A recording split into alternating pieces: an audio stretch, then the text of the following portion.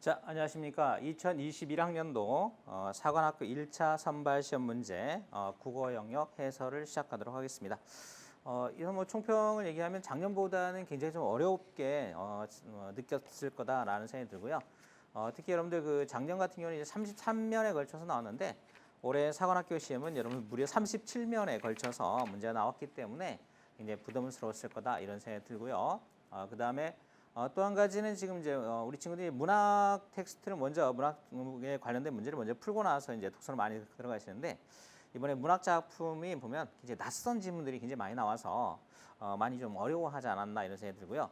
그렇다라고 해서 이제 독서 자체가 쉽게 나오진 않았죠. 이제 어렵게 출제가 돼서 작년보다도 훨씬 더 어려웠지 않나 이런 생각이 듭니다. 사관학교 시험이 이제 그 한 3년 전에 굉장히 어렵게 나왔었는데 그다음에 조금 좀 난이도가 쉬워졌었는데 올해 다시 또 굉장히 어렵게 나와서 좀 힘들어하지 않았을까 이런 생각이 듭니다. 자, 이제 저는 주요 10개 문항을 중심으로 해서 여러분들에게 설명을 해드리도록 하겠습니다. 자, 먼저 화법과 장문 문법인데 여기서는 화작문에서는 어때요? 그리고 평이하게 나왔는데 특히 이제 문법의 12번 문제가 이제 좀 어렵게 출제가 되지 않았나 이런 생각이 듭니다. 자, 12번 문제 먼저 확인하고 가도록 하겠습니다. 자, 12번 문제는 우리가 이제 보통 이걸 뭐라고 하냐면 하나의 단어가 두 가지 인상의 품사에 해당되는 것을 얘기하는데 이거를 우리가 보통 이제 품사 통용이라고 보통 얘기하죠. 그래서 하나의 단어가 두 가지 이상의 품사에 속하는 경우 여기에 적절하지 않은 것을 물어봤네요. 알겠죠? 그래서 예를 봤을 때는 어떤 거다. 명사로 쓰였지만 이 전이라고 하는 어떤 전 학기에서 관용사로 쓰였으니까 동일한 단어가 하나의 단어가 두 가지 품사에 쓰인 경우죠. 자, 그러면 선택지를 보겠습니다. 자, 첫 번째는 이제 오늘인데 오늘이 있기까지 오늘 해야 한다 그랬으니까 오늘 뭔가를 해야 된다라고 했으니까 이거는 부사죠, 여러분들. 그죠? 부사. 그다음 오늘이 있다라고 했으니까 이 조사를 보니까 오늘이 있다라고 했으니까 주어가 됐죠, 여러분들. 주격 조사니까 이거는 명사가 되겠죠. 됐어요? 자, 그다음에 두 번째는 뭐냐면 대나처럼 밝았다라고 돼 있죠, 여러분들. 여기서는 어때요? 어떤 상태를 보여주는 거죠. 밝다죠. 이 형용사가 되겠죠, 형용사. 서서히 날이 밝았다라고 했으니까 이건 어떤 진행을 보여주는 거죠. 움직임을 보여주는 동사죠. 날이 밝는다라고 해보시면 훨씬 더 쉽게 볼 수가 있죠. 동사다 이거죠. 둘 다 맞는 선택지가 되겠네요. 3번 선택지는 뭐냐면 하나도 아쉬울 것이 없다 그랬죠. 이렇게 보면 이거는 나는 아쉬울 것이 없다 이렇게 되는데 하나도 없다 이렇게 되니까 요거 자체는 여러분들 어때요? 보조사가 붙어서 문장 성분으로는 부사인데 여기서 품사를 물어봤죠. 그러니까 이거는 바로 명사가 되겠죠. 수사가 되겠죠. 수사가 되겠어요. 자, 그다음에 여기는 어떤 거다? 하나가 돼요. 이게 주어로 쓰였죠. 그래서 여기 보니까 어떤 거다? 주격조사랑 같이 결합한 얘기는 뭐냐면 바로 수사라는 걸 알 수 있어요. 그래서 3번 선택지가 정답이 되겠죠. 자, 그다음 나머지 선택지를 한번 같이 더 보시죠. 4번 선택지가 굉장히 어렵게 느꼈던 친구들이 많아요. 아무 말도 않는다. 아무 말도. 자, 보세요. 아무 말도 않는다. 않고니까 무엇을 않다라고 하는 것은 뭐냐면 않다, 않는다니까 않다, 않는다니까 요거는 동사라는 걸 알 수 있어요. 쉽지 않고는 조심해서 보셔야 되죠. 자, 이게 본용어이죠. 형용사. 쉽지 않고니까 이건 어떤 상태를 보여주는 거죠. 본용은 보조형인데 이거는 보조 형용사가 되겠죠. 그죠? 그래서 이렇게 품사가 다르죠. 여러분들 보조 동사로 쓰이는 때도 있어요. 알겠죠? 자, 무엇을 보지 않다. 그죠? 보지 않다. 난 책을 보지 않는다. 않다.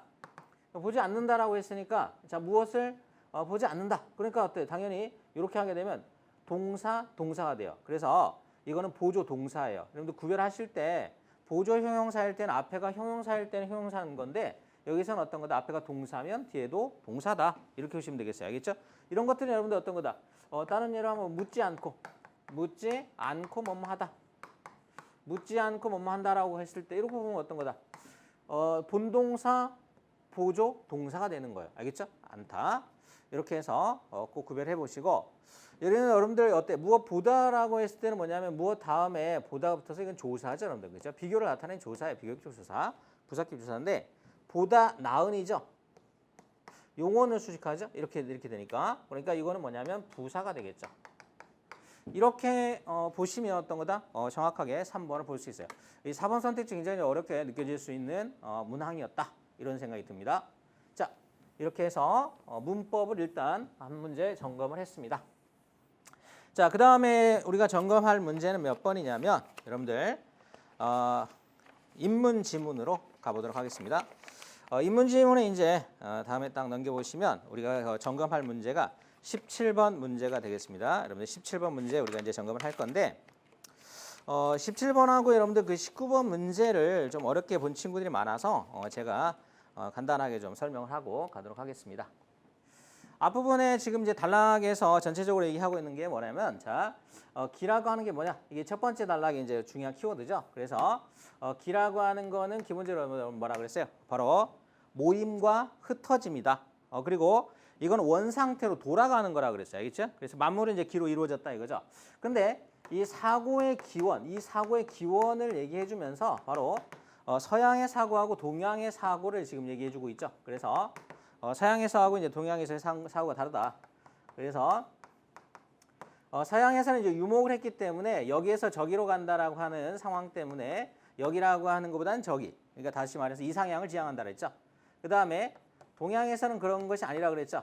동양에서는 바로 여기는 삶의 영역인 것이고 저기는 죽음의 영역이죠. 그리고 여기서 이제 어떤 거다. 바로 이 동양과 서양의 가장 큰 차이가 나오는 거고 바로 여기서 동양에서는 어떤 거다. 바로 자연이라고 하는 것을 어떻게 바라보느냐. 바로 자연은 합일의 대상이다 이거죠. 이 자연에 대한 어떤 생각이 나타나죠. 그래서 합일의 대상이고 스스로 생성을 거듭한다. 이런 식으로 얘기를 하고 있죠. 방금 여기 말씀드렸던 부분이고 그래서 생성을 거듭하는 생명체고 이것을 주관하는 것을 뭐라고 한다? 천이라고 한다. 그래서 자연과 천에 대한 얘기가 나와 있죠. 자, 그 다음에 나와 있는 얘기는 뭐냐면 이 동중서 얘기가 나오죠. 그러니까 요거를 그대로 이제 이어받아서 바로 동중서가 생각하는 어때? 천인 감응설이 나오죠. 그래서 동중서의 천인 감응설을 설명해주고 있어요. 감응설 이렇게 이제 연결할 수가 있죠. 그래서 하늘이 만물을 주관하는데 하늘과 인간을 뭘가 매개한다. 하늘과 인간이 있으면 이것을 바로 기가 매개한다는 얘기죠. 그래서 이 하늘 그 다음에 인간이죠. 이거는 뭐냐면 기가 바로 매개가 된다 이거죠. 기를 매개로 해서 어떤 거다. 바로 감응이 이루어진다. 이렇게 보는 거죠. 그래서 이제 이 부분에 이제 중요한 설명들이 있는 게 뭐냐면 여러분들 거기 보니까 만물은 이제 기로 되어 있고 이제 음양과 오행으로 되어 있다라 그랬는데 결국 구체적인 모습은 음양과 바로 오행이라 그랬어요. 그래서 음양과 음과 양이죠. 음과 양이라고 하는 건 대립하지만 상부적이라 그랬죠. 그러니까 부족한 것을 도와주는 관계죠. 상호 영향을 주면서 부족한 것을 채워주는 역할을 하는 것이 음양이다. 그 다음에 오행이라고 하는 건 뭐냐면 오행을 얘기하면서 상생과 상극의 관계라고 그랬죠. 상생은 서로 보충해 주는 거죠. 채워주는 거. 그 다음에 상극이라고 하는 건 어떤 거다. 대립해서 약화시키는 거죠. 바로 요거를 지금 이제 얘기를 해주고 있어요. 이런 식으로 우리가 이제 정리를 해볼 수가 있겠죠. 자, 그래서 결국 이제 마지막 단락 얘기는 그거예요. 인간이 이제 서양이나 동양이나 전부 다 뭐냐면 자신을 둘러싼 세계에서 어떻게 하면 잘 살아갈 것이냐 요거를 얘기하고 있는 거다 이렇게 보시면 되겠어요.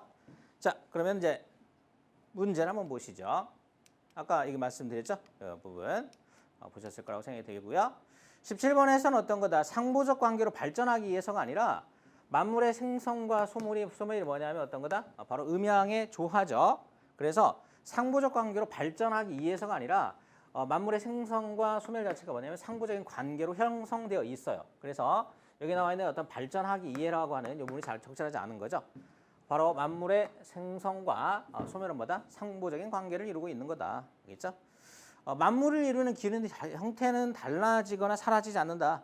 네 번째 단락에 나타나 있었죠. 그죠? 달라지거나 사라지지 않는다. 달라지지만 사라지지 않는 거죠.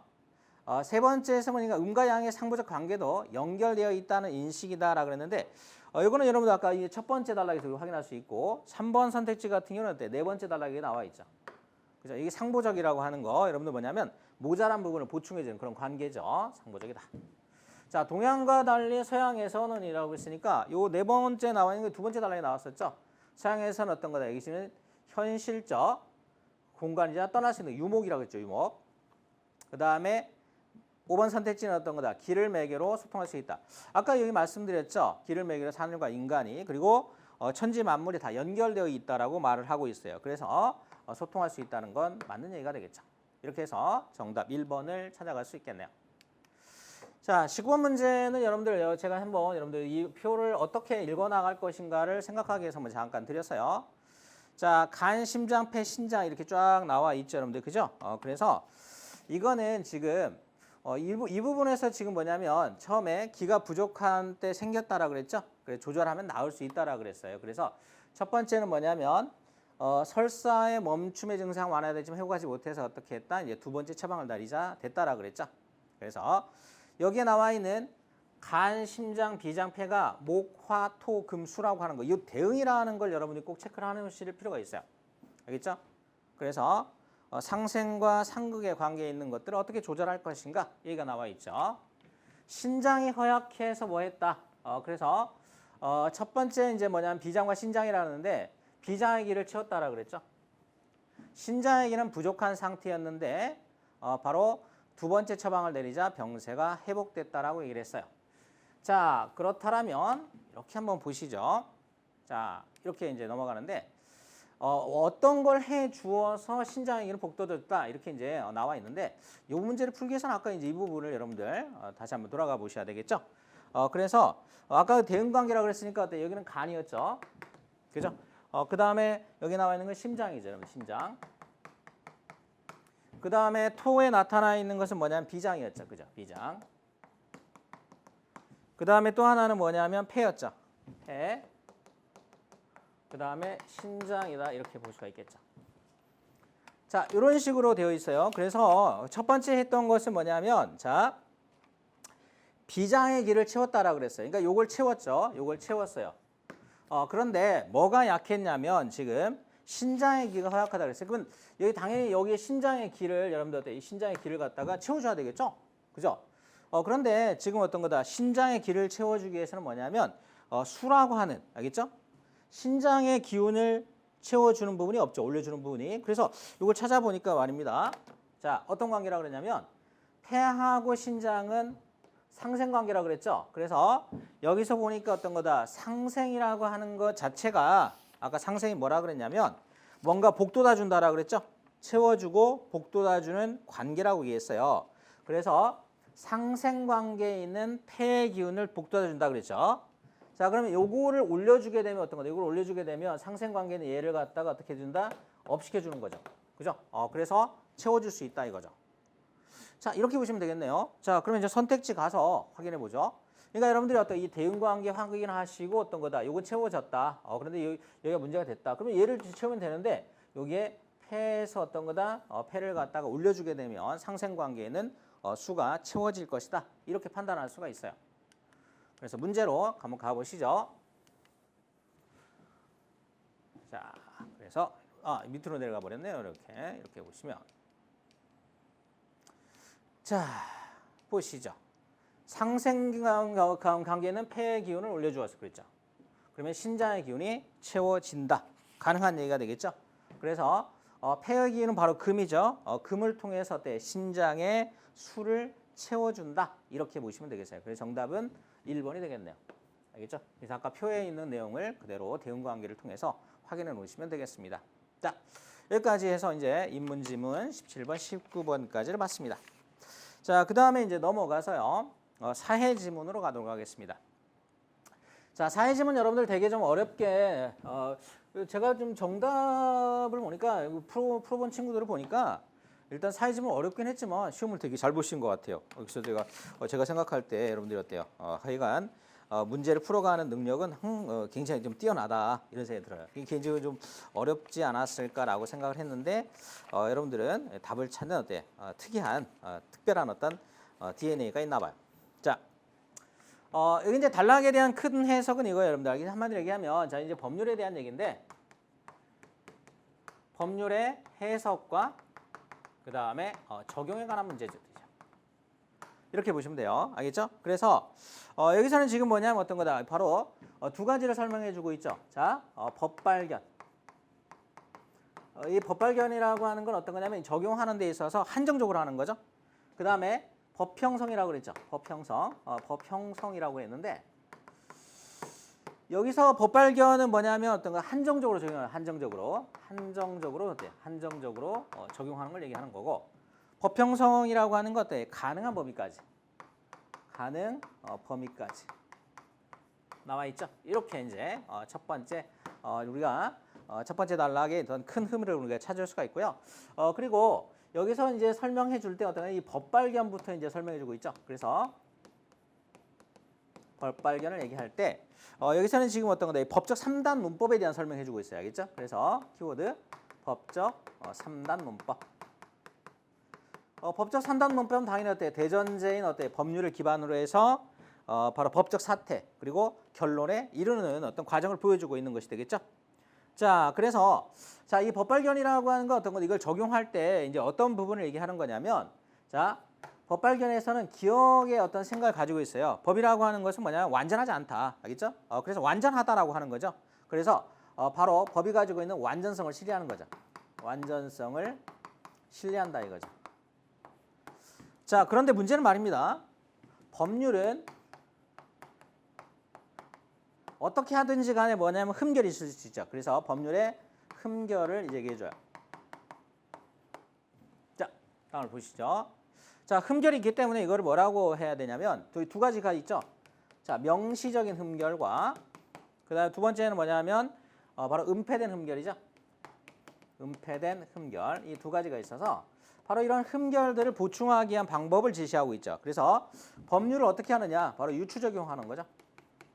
다른 사례를 통해서 유추해서 적용하는 방식을 하고 또 하나는 목적론적 축소라고 그랬죠. 입법 목적에 부합하지 않으면 배제한다 이거죠. 그래서 목적론적 축소 적용, 축소 적용 이렇게 이제 얘기를 해주고 있어요. 여기서 얘기하는 건 어떤 거냐면 이 두 가지는 전부 다 완전성에 대한 신뢰는 요거고요. 요거는 뭐냐면 이렇게 이제 구별을 되죠. 법률 흠결이 있다라고 판단하는 거죠.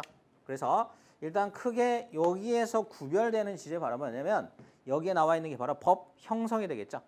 법조문의 의미를 넘어서는 범위에서 흠결을 뭐 하는 거다? 보충하는 거죠. 그게 바로 법 형성의 관점이죠. 이렇게 보시면 돼요. 크게 나눈다라면 어떤 거다? 이렇게 나누면 뭐냐면 한쪽은 완전성을 신뢰하는 거고 한쪽에서는 뭐냐면 흠결이 있다라고 판단해서 이것을 뭐 하는 거야? 흠결을 보충하는 거죠. 그죠? 이 흠결이라고 하는 걸 어떻게 한다? 바로 보충한다 이거죠. 보충하는 방식이다. 이렇게 보시면 되겠어요. 그런데 법 형성에 있어서도 마찬가지로 뭐냐면 이 법 형성을 금지하는 게 하나 있죠. 제형 법정주의를 설명하면서 죄라고 하는 것은 어떤 거? 바로 규정된 것만을 바로 정해서 문제 삼는 거죠. 이렇게 이제 판단하시면 되겠어요. 크게. 자, 그럼 이제 문제를 한번 같이 보시죠. 자, 넘어가겠습니다. 제가 지금 여러분 검토하고자 하는 거는 어때요? 24번, 25번 문제인데 아까 여기서 얘기한 것처럼 아까 이제 그 법적 3단 문법을 얘기했죠. 관련 법률 내용이 있고 그 다음에 사건의 구체적 사건이 있죠. 그리고 이제 그것에 대해서 이제 적용하는 거죠. 이게 바로 이제 마지막에 나와 있는 세 번째 3단 문법으로 본다면 대전제, 소전제 이게 바로 이제 결론이 되겠죠. 자, 여기서는 여러분들이 뭘 좀 보시면 좋겠냐면 자, 얘는 전체를 수식한다고 봐야 된다 그죠? 그러니까 그 어떻게 보면 법률 조항을 그대로 해석하는 거죠. 이 법발견의 관점이죠. 그래서 처벌할 필요성은 인정되지만 뭐한다? 적용할 수 있는 규정이 없기 때문에 바로 개정돼야만 처벌할 수 있다 이거죠. 여기서는 뭐냐면 이것을 수식한다라면 어떤 거다? 처벌할 종이 없지 않느냐 이거죠. 그래서 그 다음에 나와 있는 것처럼 자, 이 판단은 불합리하다고 판단하는 거죠. 흠결이 있다라고 생각하는 거예요. 그렇죠? 이거 그러니까 이 법률의 흠결에서 바로 이거죠. 그죠? 명시적인 흠결이죠. 그러니까 유추 적용한다는 얘기죠. 그죠? 그래서 뭐뭐 해당하는 것으로 해석이 돼야 된다라고 그랬죠. 그죠? 그래서 갑의 행위도 적용 대상이 되므로 처벌해야 된다라고 얘기했어요. 알겠죠? 그래서 여기 나와 있는 앞부분에 보면 다른 법률 조항이라든가 이런 걸 통해서 본다라면 어떤 거다? 학생 이의 입장은 법률에 흠결이 있다라고 판단하는 법 형성의 입장이죠. 그래서 그것을 유추 적용을 통해서 보충하고자 하는 거죠. 학생 1의 입장은 이쪽의 입장인 걸 확인할 수 있으면 됩니다. 자, 그러면 선택지 보시죠. 개정해야 된다라고 하는 거 맞죠? 그래서 삼권 분립에 따른 것은 어떤 거다? 마지막 부분에 단락에 나와 있어요.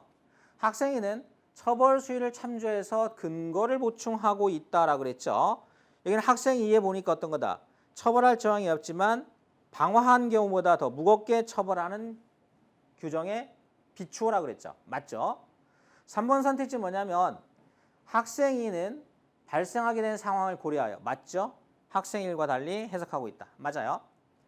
자, 1조와 2조를 수식한다고 판단한 것은 완전성을 신뢰한다. 완전성을 신뢰하고 1조와 2조를 수식한다고 보는 건 누군가 보죠. 여기죠. 자, 여기 나와 있는 거 어떤 거다? 1조와 2조를 수식한다고 보는 거죠. 그죠? 그래서 요거를 전체를 수식한다고 보는 입장, 그리고 어때? 완결성을 가지고 있다. 완전성을 신뢰하는 입장이기 때문에 그래서 여러분들이 판단할 수 있는 선택지는 4번 선택지가 적절하지 않죠. 여기서는 학생 2가 아니라 학생 1로 바꿔야 되겠죠. 서로 다른 결론을 내린 것은 어떤 거다? 대전제라고 하는 아까 처음에 나왔던 대전제 아까 뭐였죠, 여러분들? 아까 법적 3단 논법에서 보면 법률 조항을 법률의 내용을 어떻게 해석할 것인가 이 문제였죠. 그래서 첫 번째 나와 있는 법률의 내용에 대한 것이 바로 뭐였다? 바로 대전제였다 이거죠. 그래서 그것에 대한 해석을 얘기했으니까 바로 대전제를 서로 다르게 해석했다. 가능한 얘기죠. 나머지는 맞고요. 이게 적절하지 않죠. 자, 이렇게 해서 여러분들 25번 문제까지 이제 확인했어요. 자, 그다음에 이제 여러분 또 이제 굉장히 겁나는 문제가 있죠. 이제 어려웠던 문제 한번 보시죠. 자, 충분히 이해하실 수 있겠죠?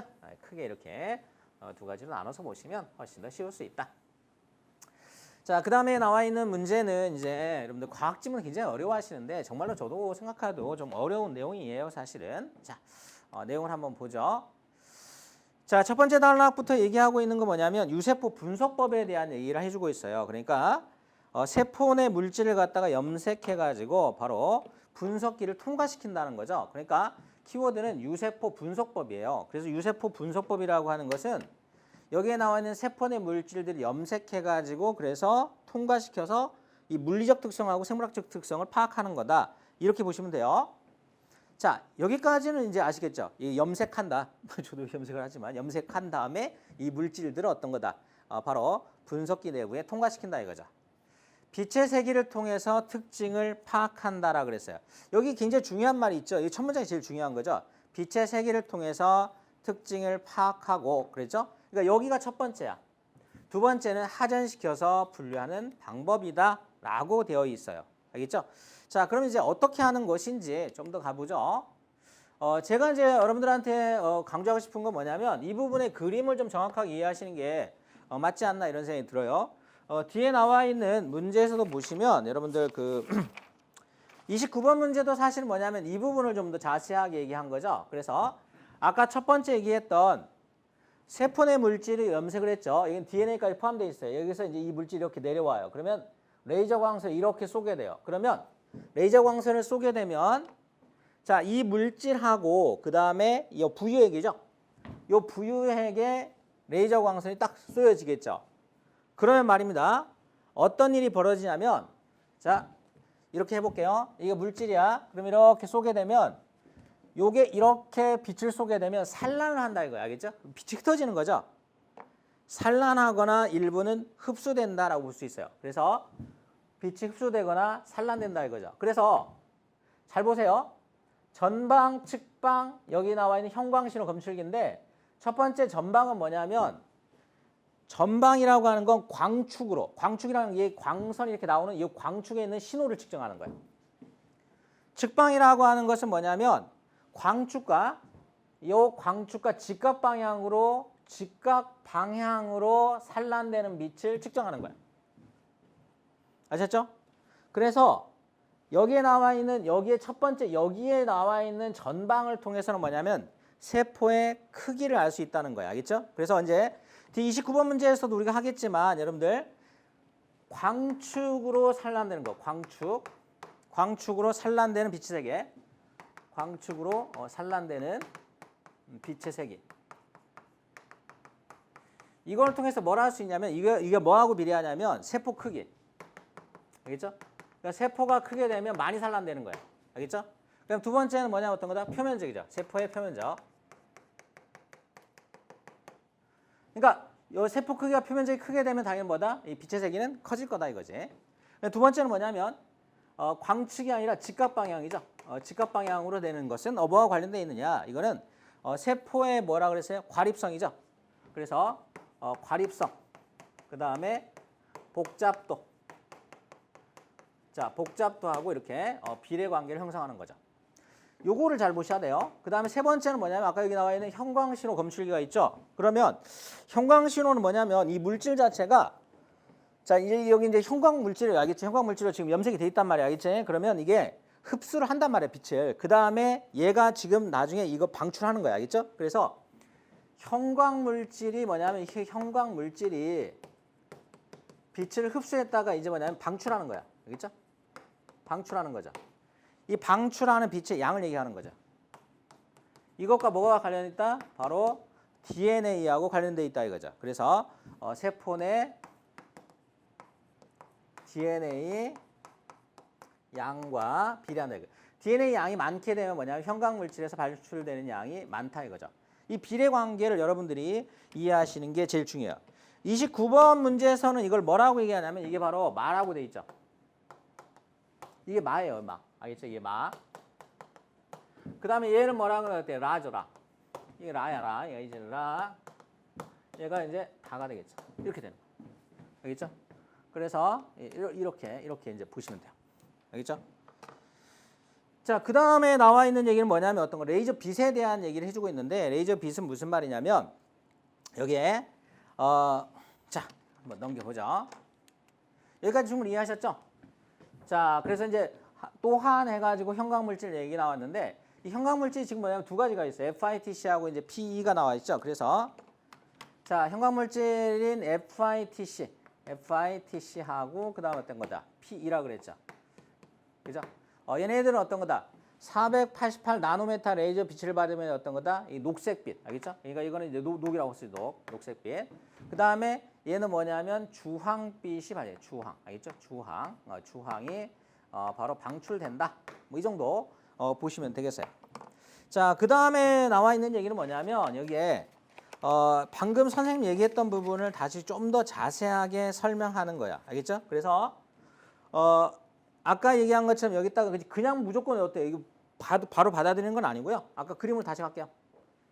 여기에 놓이는 게 바로 필터예요. 이렇게 필터. 알겠어요? 이 필터를 놔가지고 그 필터를 통해서 특정 신호에 뭐냐면 파장을 검출하는 거야. 알겠죠?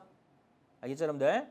그래서 아까 이제 FITC 설명하고 있는 건 뭐냐면 어떤 거다? 바로 535에서 플러스 마이너스 15 나노미터까지. 알겠죠? 플러스 15, 마이너스 15까지를 검출할 수 있다. 이런 얘기를 하는 거죠. 알겠죠? 그래서 이 필터를 갖다가 어떤 거다? 특정하게 선택할 수 있다 이거죠. 선택적으로 필터를 넣어가지고 특정 파장의 빛을 검출한다. 이렇게 보시면 돼요. 알겠죠? 자, 그 다음에 이제 하나 더 가서 요 얘기도 좀 해야 될 것 같은데 여기까지가 이제 설명이 됐잖아요. 알겠죠? 분석하고 목적에 따라서 필터를 선택해서 검출한다고 되어 있고요. 이 부분에서 보시면 뭐냐면 이제 전기 신호로 바꾸는 것도 중요해요. 알겠지? 그러니까 아까 말한 것처럼 산란광과 지금 봐라. 산란광하고 지금 형광 신호가 있죠. 그죠? 형광 신호가 있으면 이 형광 신호를 그대로 지금 컴퓨터로 바로 가는 게 아니야. 알겠죠? 여기서 지금 검출기 거쳤죠? 이 검출기를 거치면서 바로 광전자관하고 증폭관이죠. 그래서 자, 광전자관과 그 다음에 광전자 증폭관이죠. 그죠? 광전자 증폭관. 여기서 증폭을 통해서 뭘 만들어지냐? 이게 바로 이제 요 신호가 이렇게 전기 신호로 바꿔지는 거죠. 전기 신호로 이렇게 변환된 다음에 이 전기 신호 세 개를 보는 거다 이 말이야. 알겠죠? 그래서 뒤에는 이제 그 그래프를 어떻게 볼 거냐 이걸 이제 설명해 주고 있는 건데 보통은 이제 검체수는 y축으로 놓고 x축은 뭐다? 바로 이제 전방과 측방을 보는데 이 두 가지를 한꺼번에 보는 건 뭐냐 이거죠. 아까 얘기한 것처럼 전방일 때하고 측방일 때 이렇게 한번 잠깐 확인해 볼게요. 그럼 아까 전방일 때는 뭘 본다 그랬죠? 세포 크기가 표면적이죠. 그러니까 이쪽으로 갈수록 뭐냐면 어떤 거냐면 만약에 이제 A가 여기가 A자 얘들아. 여기가 B가 있다. 여기 C가 있다. 이렇게 됐으면 A하고 B를 보게 되면 세포는 뭐가 큰 거야? B가 더 지금 빛의 세계가 크잖아. 그러니까 얘가 표면적이라든가 세포 크기는 큰 거죠. 여기는 지금 뭐냐면 Y축은 측방으로 논다라 그랬지? 그러니까 A하고 B를 비교하게 되면 자, 클수록 뭐라 그랬어요? 복잡도는 어떤 게 더 큰 거야? B가 A보다 복잡도가 더 크다는 걸 확인할 수가 있어요. 요거를 여러분들이 같이 연관해서 읽어낼 수 있는 힘이 가장 중요하지 않은가 이런 생각이 듭니다. 알겠죠? 그다음에 이제 세 번째가 이제 뭐 DNA 함량에 대한 얘기가 이제 세 번째 나와요. 요거 두 개 설명한 다음에 여기서 나와 있는 거 뭐냐? 이렇게 돼 있으면 이렇게 거기 보니까 2배체부터 3배체, 4배체 나오죠. 그래서 2, 3, 4, 2배체, 3배체, 4배체 나오는데 정상적인 거 이게 굉장히 많이 나타나는 게 있죠. 그래서 정상세포와 다르게 나타난다라고 하는 거. 암세포가 염색체 수가 정상세포와 다르게 나타나서 DNA 함량이 다르다라고 얘기하고 있죠. 그러니까 DNA 함량이 굉장히 어떤 거다. 원래 정상적으로 나와야 되는데 그렇지 않았을 때 이럴 때가 바로 뭐다? 바로 암세포다라고 하는 것을 보여주는 것이 되겠죠. 그래서 자 이렇게 보면 이렇게 보시면 여기 보니까 2배체, 3배체, 4배체가 있죠. 그래서 여기가 굉장히 많이 나타나 있죠. 이게 조금 나 있고 여기 있고. 그다음 Y축에 나타나 있는 건 뭐다? 바로 이제 세포 수가 되겠죠. 그러니까 비정상적인 게 굉장히 많아진 상태. 요거를 설명해주고 있다. 이렇게 보시면 되겠어요. 그다음에 이제 마지막 단락을 좀 어려워하는 친구들이 있어서 이걸 설명 안 할 수가 없어 또. 여기 보니까 여기 뒤에 나와 있는 이제 여기는 지금 뭐냐면 이제 신호 세기를 측정을 했고요. 그다음 아까 두 번째 한다라고 하는 게 뭐라 그러냐면 검체를 하전시켜서 분류한다라 그랬어요. 그래서 이 검체가 있으면 내려와 가지고 어떤 거다 하전을 설정한 다음에 지금 어떤 거 나눠진다라 그랬죠. 그러니까 사전에 어떻게 이게 하전이라고 하는 건 정전기가 생기는 걸 얘기하는 거야. 알겠어? 그래서 만약에 단핵구를 갖다가 음극으로 하전시켰다. 여기까지 이쪽 써도 되나요? 안 보이죠? 이쪽 써도 될까요? 자, 이렇게 한번 해볼게요. 마지막에 이제 하전하는 부분을 잠깐 설명하기 위해서 이쪽에다 써볼게요. 여기가 지금 양극판이야, 양극판. 그다음에 여기가 음극판이다. 그러면 위에서 이제 이렇게 내려올 때 말이야. 단핵구가 음전하로, 음으로 하전됐다 이거야. 단핵구가 음으로 하전돼 있으면 어디로 가야 돼요? 양극판 쪽으로 가야 된다 이거야. 그다음에 거기에 림프구가 있죠. 림프구가 만약에 설정될 때 림프구가 양으로 위에서 하전이 돼 있으면 양극판 쪽으로 얘는 이렇게 내려와서 이렇게 간다는 거야. 여기서 이제 하전이 되니까 이렇게 내려오는 거고 얘는 이렇게 내려오는 거죠. 이렇게. 이거 맞춰가지고 이렇게 내려온다는 걸 지금 마지막에 지금 설명해 주고 있어요. 그러니까 이 편향판으로 내려올 때 위에서 어떻게 설정되어 있느냐에 따라서 다를 수 있다는 거 이거를 제가 설명을 드리고 이제 문제를 같이 보도록 하겠습니다. 자, 그러면 여러분들 이제 여기까지 설명했으면 이제 다 됐어요. 자, 그럼 이제 문제를 한번 보실게요.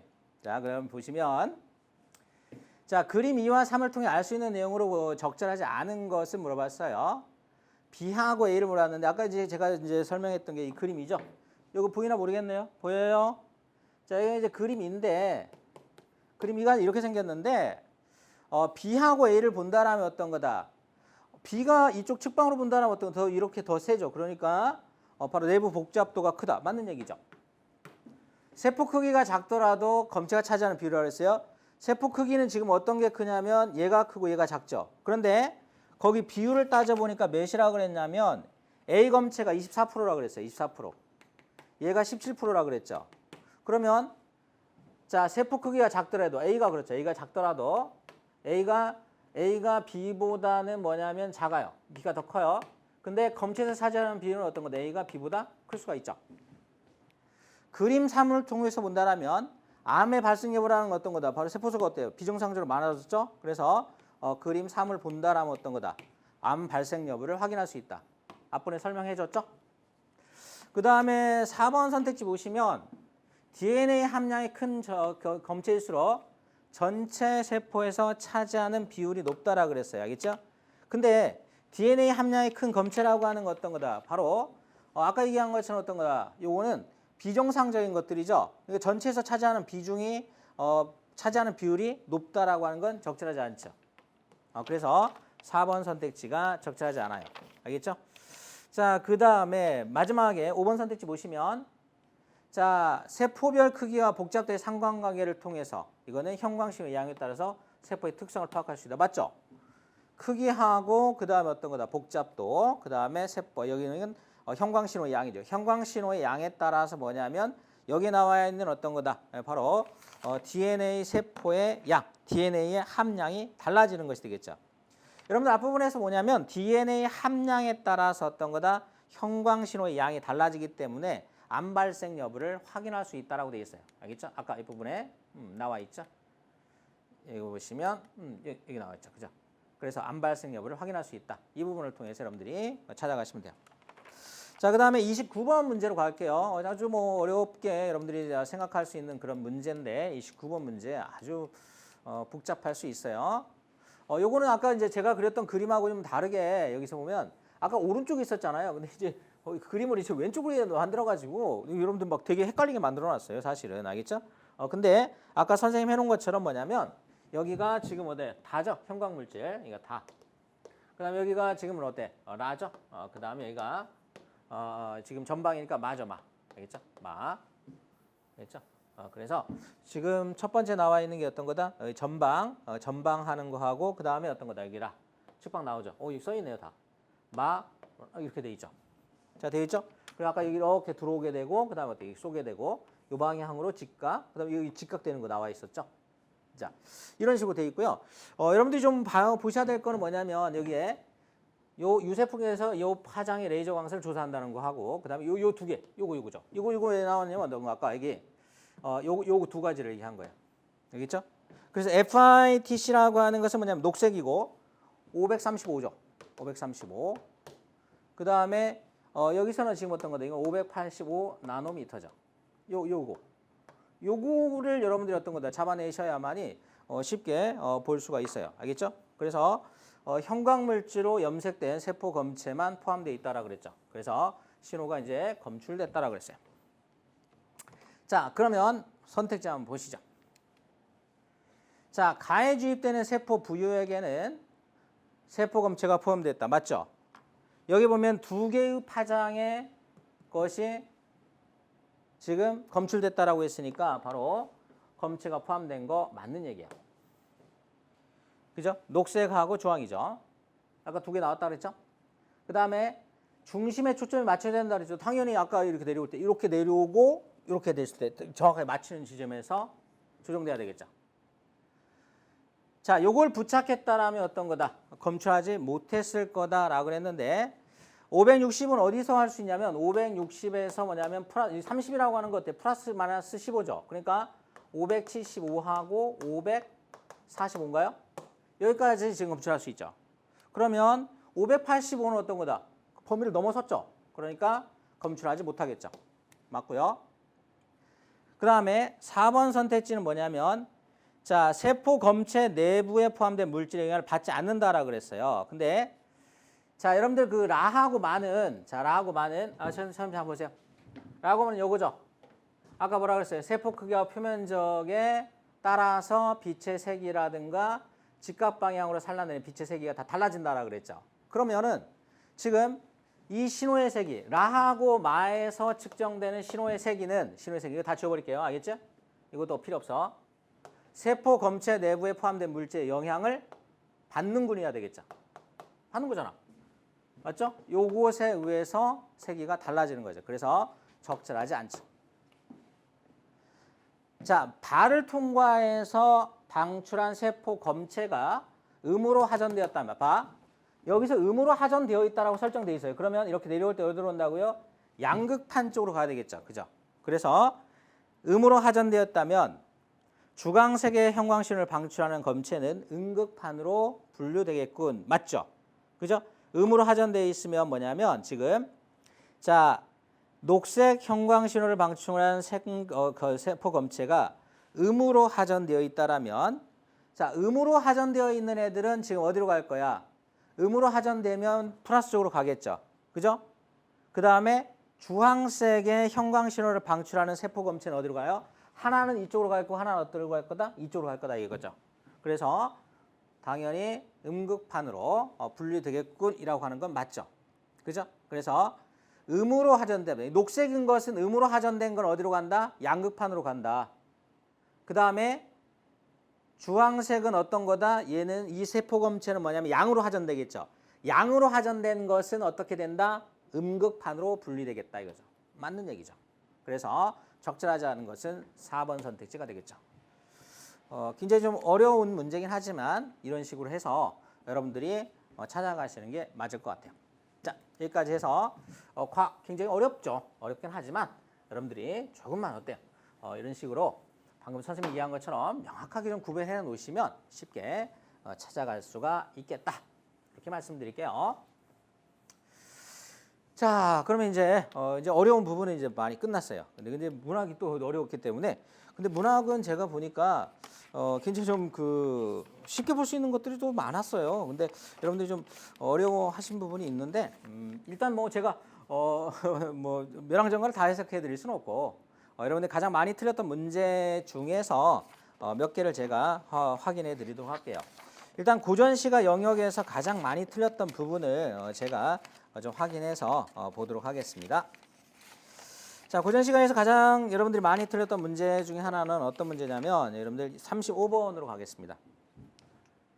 자, 35번 문제는 지금 가의 A하고 나의 오수에 대한 설명이에요. 그래서 제가 가의 A 부분만 한번 끊어봤어요.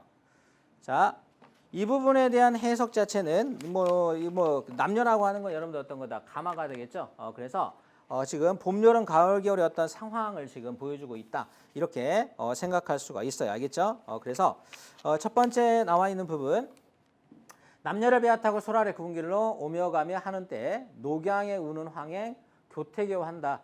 어떤 흥겨움이 드러나 있죠, 여러분들. 그죠? 그러니까 황행이라고 하는 것 어떤 꾀꼬리가 되겠죠. 그러니까 가마를 재촉해서 타고 소라를 굽은 길로 이제 갈 때 바로 녹양 녹양이라는 건 어떤 푸른 버드나무가 있어요. 푸른 버드나무에 우는 꾀꼬리가 교태교한다. 그러니까 화자의 어떤 그런 흥겨움을 갖다가 드러내고 있는 거죠. 자연물을 통해서 나못의 자자에 나무 사이가 우거졌다는 얘기야. 알겠죠? 나무 사이가 우거져서 녹음이 짙어졌다 이거죠. 이 바로 이제 여기가 봄이고 이게 여름이 되겠죠. 시원한 바람이 그칠 줄 모른다 이거죠. 그 다음에 이제 가을이 나타나 있는 거죠. 그죠? 그래서 어적도 흥을 경어 달을 따라 한다. 여기 나와 있는 건 바로 겨울이 되겠죠. 여기까지 한번 보시고요. 자, 그 다음에 이 부분을 여러분들이 굉장히 좀 어려워하셨던 것 같은데 사실 좀 어렵긴 하죠. 사실 이거를 뭐 처음 보자마자 이걸 해석할 수 있는 거는 그렇게 만만치 않아요. 살구꽃이 분분하고라고 하는 건 사실 이건 이제 어지르에 날리는 걸 얘기하는데 모를 수도 있어요. 붉은 살구꽃이 분분하고 방초, 꽃다운 풀이죠. 향긋한 풀은 무성하다 이거죠. 술동이 앞에서 긴 봄날. 이 봄날을 찾는 게 핵심이야. 봄날. 봄날 나왔죠.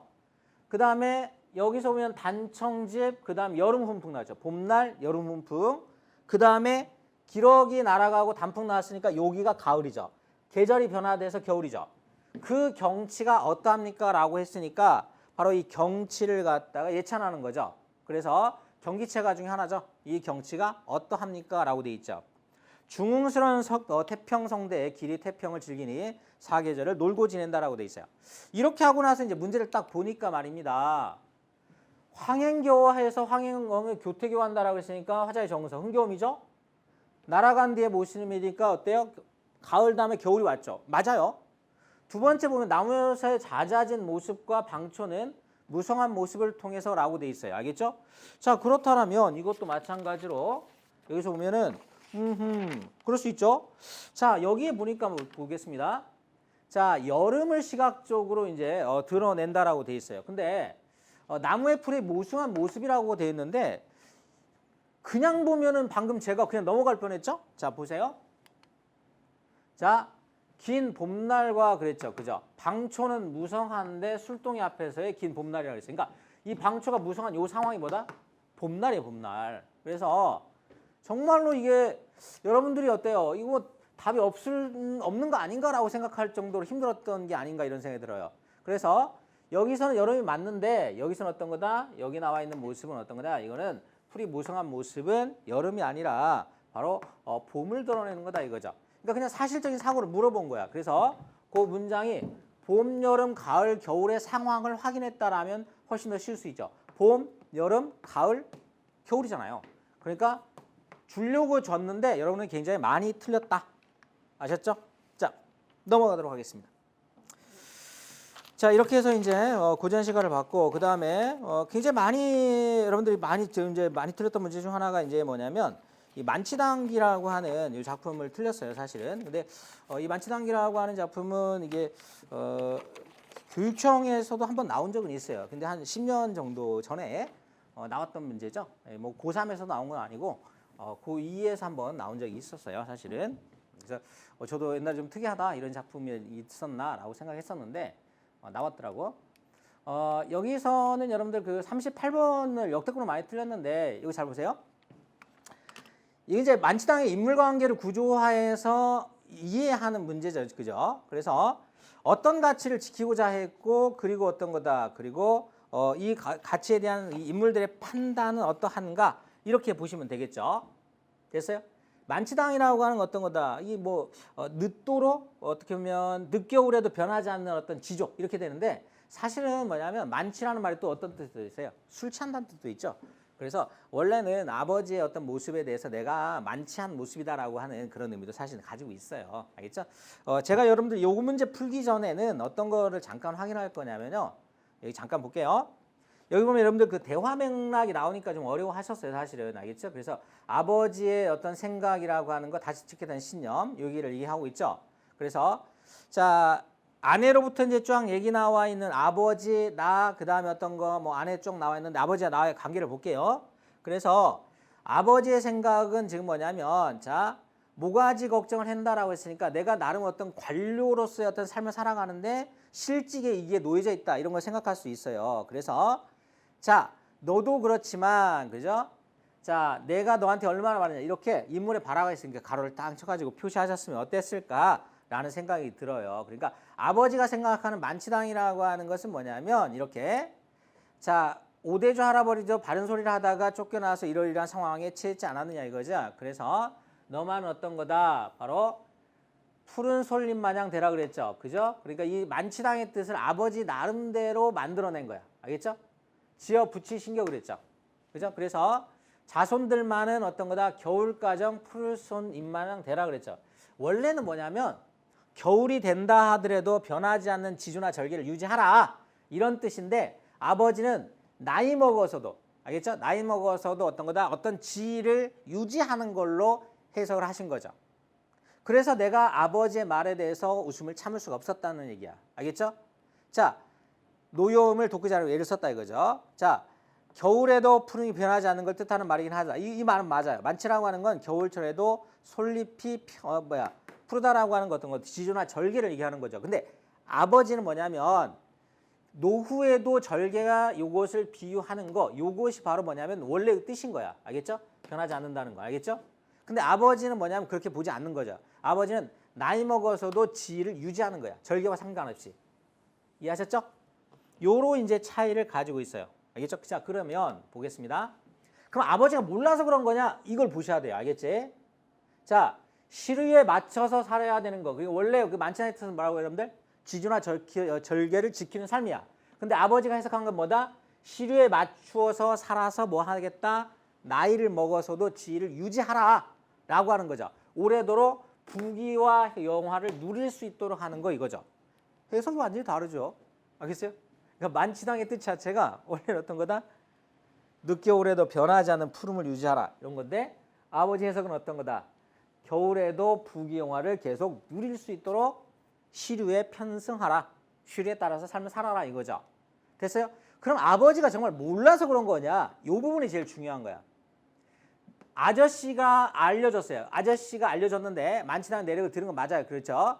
그런데 아버지는 지금 뭐라 그러냐면 지금 디귿에 나와 있는 바가 내력을 말해주려 했다. 이 문장이 제일 중요해요.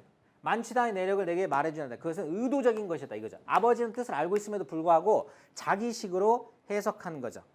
됐어요? 그래서 절조를 지킨다라고 하는 건 아까 원래 그 만치당의 뜻이죠. 근데 아버지는 뭐다? 시류에 적절하게 살아가는 거 이것을 얘기하는 거다 이거죠. 요거 먼저 포인트 잡으셨죠? 그 다음 한 문장 더 볼게요. 자, 여기에 나와 있는 말 중에 우리가 꼭 봐야 될 거 뭐냐면, 자, 이 말이야. 이렇게. 자, 달포전 아버지가 이제 했던 말이 이제 나오죠. 그죠? 자, 용이 물 밖에 나면 개미도 침낭에 가지고 어떻게 돼? 떨어졌다 이거죠. 그죠? 그래서, 제가 뒤로 갔군요. 이렇게 되면. 자, 어쩌다가 그런 실수냐. 실수가 아니라 법을 어기는 일이기 때문에 소신껏, 이거 봐봐. 이거 아버지 말이고 이거 내 말이죠. 실수가 아니라 A가 아니라 B죠. 법을 어기는 일이기 때문에 소신껏 처리한 일이다 이거죠. 알겠죠? 실수를 반복하거나 그런 게 아니야. 알겠지? 나는 시류의 편성에서 어떤 거다 내 지위만 유지하려고 하는 것이 아니라 원칙대로 한 거죠. 알겠죠? 자, 여기까지 보셨으면 돼요. 알겠죠? 자, 이렇게 해서 이제 맥락을 잡으셨으면 문제를 보겠습니다. 자, A가 지킨 가치를 고수하기 위해서 실수를 반복하는 C다. 아버지가 감정적인 어떤 반응을 보이는 건 맞아요. 알겠죠? 그런데 자, 이거를 고수하기 위해서 실수를 반복한다? 요건 아니죠. 내가 실수를 반복한다는 건 아니라고 아까 분명히 얘기했었잖아요. 이렇게 해서 푼 친구도 있어요. 이렇게 선생님이 첫 번째 해석에서 적절하지 않다고 봤죠. 근데 이렇게도 풀 수가 있어요. 자, B는 감정적인 반응을 보이고 있다 보다 실수를 반복하는 C에게 고수하기 위해서 감정적인 반응을 보인다. 이렇게도 해석할 수 있죠. 그러니까 가치를 고수하는 행위 자체를 하는 것이 C냐 B냐에 따라서 또 달라질 수도 있어요. 알겠지? 그러니까 뭐뭐 하기 위해서 의도라는 것 자체가 B로 해석해도 적절하지 않은 거고요. 알겠죠? 그 다음에 C로 해석해도 적절하지 않죠. 고수하기 위해서 실수를 반복하는 건 아니까. 그래서 이건 약간 중의적으로 해석되기는 하는데 일단 어떤 거다? 이것을 고수하기 위해서 실수를 반복하는 C는 아니에요. 그래서 바로 1번이 적절하지 않다. 이렇게 판단하시면 돼요. 이번 선택지는 뭐냐면 B는 아버지는 알고 있지만 어떤 거다? 나에게 아까 숨겼죠. 나는 아저씨한테 들은 거고. 알겠죠? 그리고 B는 만취당에 붙인 이유를 전달하면서 현실과 타협할 거. 아까 얘기했죠? 시류에 따라서 살아갈 것을 얘기했잖아요. 자, 그 다음에 만취당을 통해서 전하고 싶었던 가치를 C가 지니고 살아가는 것에 불안감을 느끼고 있다. 왜 그래요? 그렇게 해서 G가 날아갈까 봐 걱정하고 있는 거죠. C는 A가 지키고자 했던 가치에 대해서 맞죠? B와 다른 모습을 보인다. 나는 끝까지 어때? 원칙대로 행동하는 것이고 그리고 아버지로서는 어떤 거다? 나이 먹어서까지 그 지위를 시류에 맞도록 시류에 편승해서 알겠죠? 현실과 타협해서 지위를 유지하기를 바라는 거죠. 그죠? 근데 없어진 상황에 대해서는 어떤 거다? 굉장히 안타까워하는 것이 되겠죠. 그죠? 없어지게 된 상황. 그러니까 만취당 자체가 이 건물 자체가 이제 헐려서 사라지게 되는 상황을 얘기하는 거예요. 만날 수 있는지 그것들을 궁리하기 시작했다라 그랬죠. 그래서 쓴웃음을 날리지 않을 수 없었다 이렇게 돼 있는데 자, 이 뒷부분에 지금 마지막 부분에 나와 있는 것은 뭐냐면 어떤 거다. 지금 성공하기를 빌었다 쭉 나오는데 여러분들 이제 여기 결론 부분이 안 나와 있는데 마지막에 나는 일시에 맥이 팍 풀리고 말았다. 아버지를 찾으러 갔다가 맥 빠지기도 했지만이라고 돼 있죠. 그러니까 이 마지막 부분을 통해서 어떤 거다. 그 부분을 우리가 확인할 수가 있어요. 그래서 아까 5번 선택지도 충분히 가능한 얘기다. 아셨죠? 이렇게 보시면 되겠어요. 아버지와 아들이 어때요? 만취당을 정말 다르게 해석하고 있네요. 자, 충분히 여러분들 이해하셨을 거라고 보고요.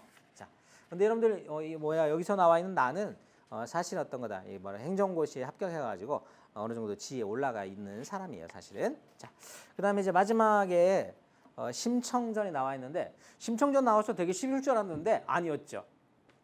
고전 소설의 심청전은 그냥 해볼 만해요, 사실 알겠죠? 그래서 첫 부분에 지금 뭐냐면 심청이 뭐다? 바로 천신에게 비는 모습이죠, 그죠? 그래서 상천의 1월 성신이여라고 얘기하고 있고 그리고 천신이 아는지라 인도하셨더라 그랬죠. 제가 일부러 여기다가 천신을 체크합니다, 알겠죠? 심소저, 천신. 심소저의 욕망을 얘기해 보세요. 뒤에 문제를 풀기 위해서 한번 보는 겁니다. 우리가 지금 풀 문제는 몇 번 문제를 풀 거냐면 42번 문제를 풀 거야. 42번 문제에서 보면 심청의 욕망은 어떤 거죠? 아비가 눈을 뜨는 것이 심청의 욕망이죠. 알겠죠? 그래서 소녀아비 허물이랑 제목으로 대신하고 밝게 해서 아버지가 멋마기를 바라는 거죠. 이것을 자신의 욕망으로 만들었어요. 심소전은 어떤 거다? 바로 이러하고 천신은 이러이러한 상황을 알고 있었던 거죠. 그러니까 이후에 신봉사가 나중에 계안을 하고 눈을 뜬다라고 하는 건 누구 덕택이다? 천신의 도움이다라고 보셔야 돼요. 알겠죠? 선생님 우연히 뜬 거 아니에요? 놀래가지고 아니야. 여기 나와 있으니까 이 부분을 같이 연결하셔야 돼요. 자, 그 다음에 두 번째, 이 부분에서 이제 나와 있는 귀덕어미를 잠깐 보겠어요. 알겠지? 귀덕어미가 지금 뭐냐면 어떤 거다? 바로 이 정보를 알려주는 거죠. 그래서 어떻게 하면 이것을 발언할 것인가 라고 해서 부처하게 이제 빌었는데 새 처녀를 사겠다고 한다라고 그랬죠. 그죠? 그래서 정보를 알려주죠. 됐나요? 그래서 조용하게 데려와라 이거죠. 그러니까 이 뭐야 그 봉은사의 지금 이 앞부분의 상황은 뭐냐면 이 봉은사에 지금 시주를 해야 되는 상황이야. 알겠지? 그래서 이제 자기가 이제 시주를 해야 되는데 이 사람들한테 어때 돈을 받고 돈을 받고 자기 어떤 거 자기를 희생하려고 하는 거죠. 됐어요? 그럼 여기서 지금 뭐냐 귀덕어미는 뭐 어떻게 하고 있느냐? 바로 심청의 욕망과 어떤 거다. 이 여기 나오는 어떤 남경 상인들의 욕망을 어때 중지하는 역할을 하는 거죠. 얘의 욕망은 어떤 거다? 우리 아버지 눈 뜨게 해주세요. 얘네들의 욕망은 뭐다? 얘네들의 욕망은 뭐냐면 처녀를 제수로 바쳐서 어때 무사히 왕래하기를 바라는 거죠. 알겠죠? 그걸 하려고 하는 거란 말이야. 자, 여기까지 해서 이제 이들의 욕망을 우리가 확인했어요. 그러면 문제 보시죠. 일단 첫 번째 42번 문제부터 풀고 가도록 하겠습니다. 42번 문제 보시죠. 자, 42번. 아유, 길기도 하네요. 하나, 둘, 셋, 넷, 다섯, 여섯. 자, 일단 보시면 여기 있네요.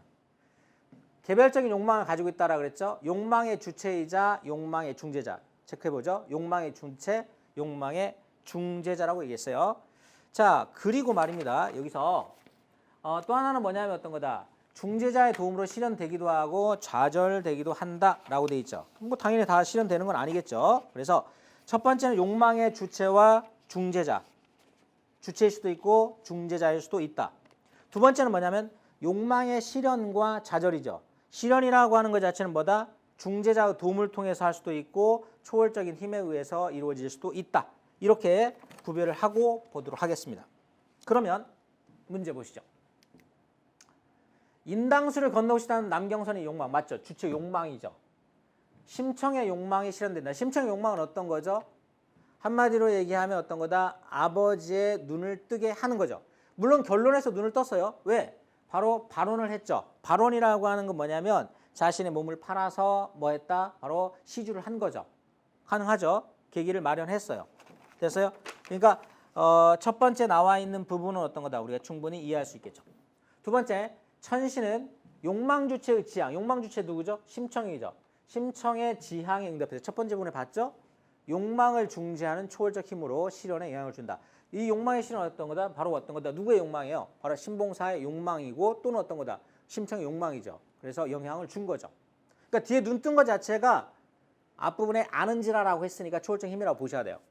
세 번째는 요 아버지의 욕망을 대신 실현한다? 아니 귀덕어미는 욕망의 중재자가 될 수는 있어요. 주어 서술로만 보면 가능할 수 있는데 아비의 욕망을 대신 실현하는 심청이다? 요거는 판단하기, 이거는 생각하기 어렵죠. 그죠? 그죠? 요 지금 아버지의 욕망을 대신 실현하려는 어때? 심청이라고 그러는데 얘는 심청을 위해서 누구를 위해서 뭐뭐 한다 이거죠. 그죠? 자, 뭐 여기 뭐뭘 하는 욕망 주체라고 하는 것은 누구냐면 바로 어떤 거다? 남경상인들이죠. 그죠? 심청을 위해서 요 사람들의 중재자가 된다 이거 할 수 있는데 아비의 욕망을 대신 실현하는 건 아니죠. 아비는 눈을 떠는 것인데 심청이 욕망을 대신 실현하는 건 아니죠. 그죠? 아비의 어떤 욕망을 갖다가 아비의 욕망이 이제 눈을 뜨는 거 이것을 실현시키고자 하는 거죠. 실현에 도움을 주고자 하는 거란 말이야. 중재자 역할을 하고자 하는 거죠. 욕망을 대신 실현하는 건 아니란 말이야. 그래서 3번이 되겠죠. 됐어요? 자, 그 다음에 4번 선택지는 뭐냐면 자신의 욕망으로 아비의 욕망을 발언한 욕망 주체, 심청을 얘기하는 것이 되겠죠. 됐어요? 절대적 존재적 힘에 의해서 아까 얘기 나왔죠? 여기 천신에 의해서 보상을 받게 된다. 욕망을 염원했던 것에 대해 자책하지만 예기치 않게 욕망이 실현된다 그랬죠.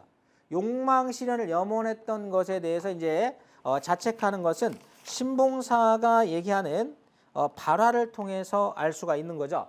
이 신봉사의 발화는 사실 뭐냐면 중략된 부분 바로 전에 나오죠. 그래서 이 부분에서 신봉사의 발화 자체가 뭐냐면 어떤 거 스스로를 자책하는 거라는 걸 우리가 다시 올라가서 볼게요. 좀 엄청 길어가지고 자 여기 보시면 이렇게 내려갔을 때 심청이 이제 북촌 사람 쭉 나오죠, 그죠? 그래서 신봉사가 이제 어떤 거다 탑전으로 가서 이제 사연을 이야기하면서 이 부분에 나오죠, 그죠?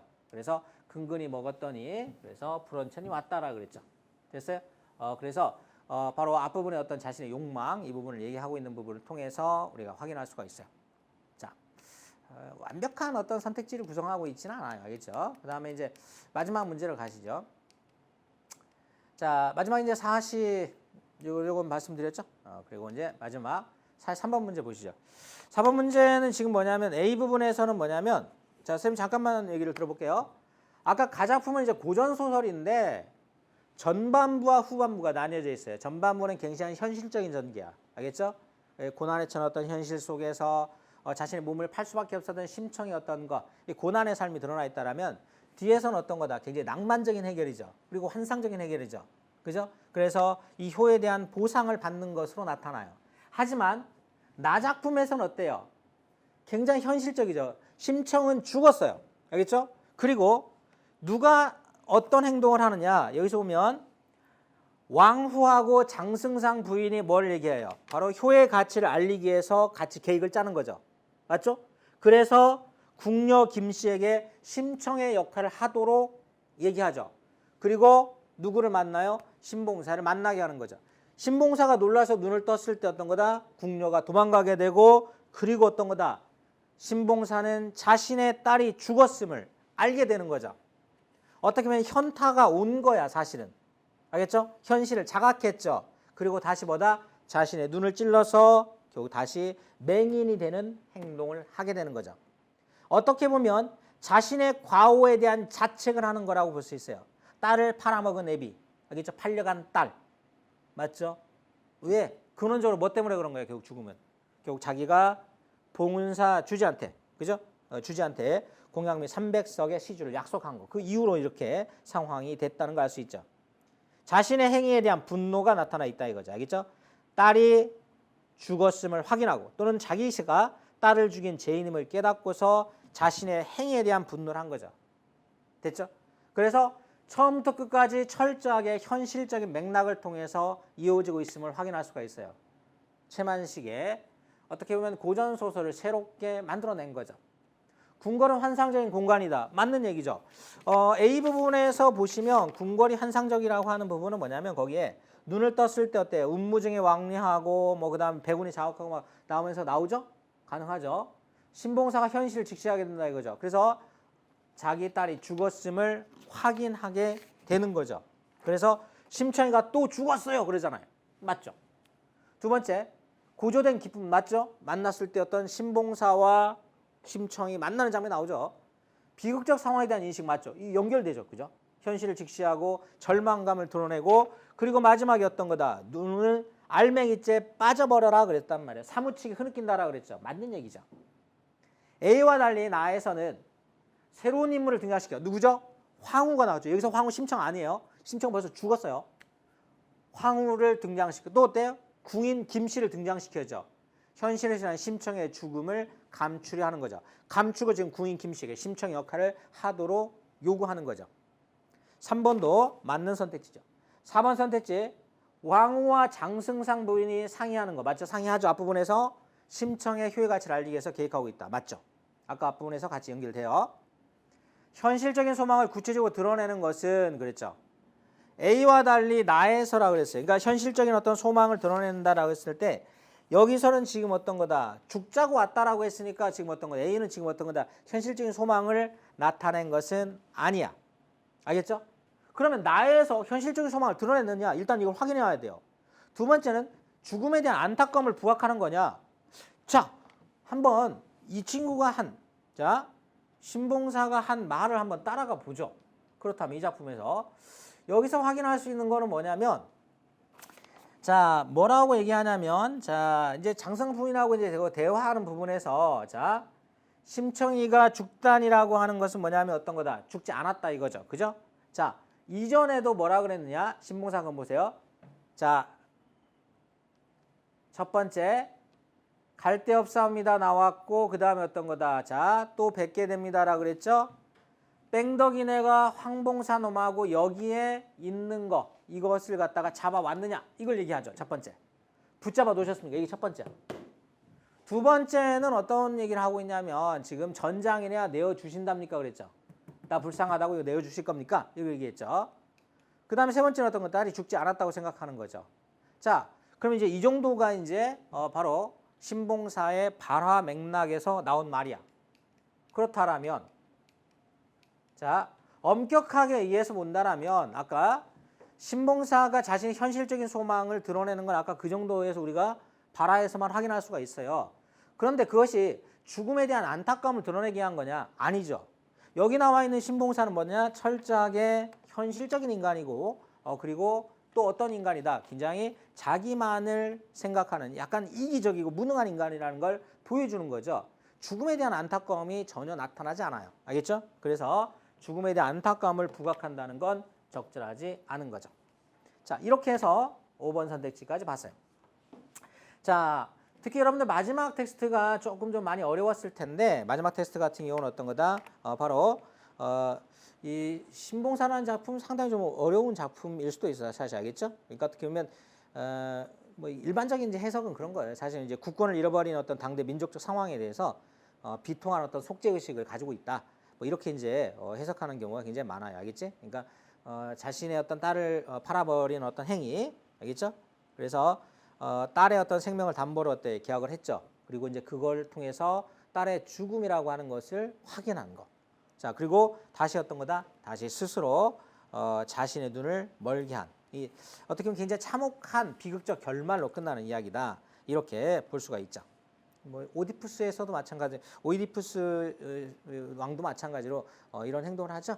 자기 부정을 통해서 결국 어떤 이 비극성을 드러내는데 바로 여기도 비슷한 맥락을 보여주고 있어요.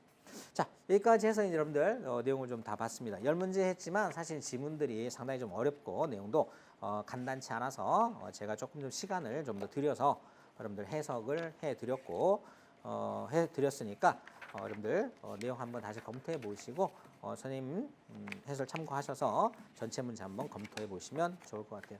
오늘 시험 보느라고 수고 많으셨고 좋은 결과 있으셔서 꼭 제복 입은 모습 로 나라에 헌신하는 여러분들이 되셨으면 좋겠습니다. 자, 여기까지 하고 마치겠습니다.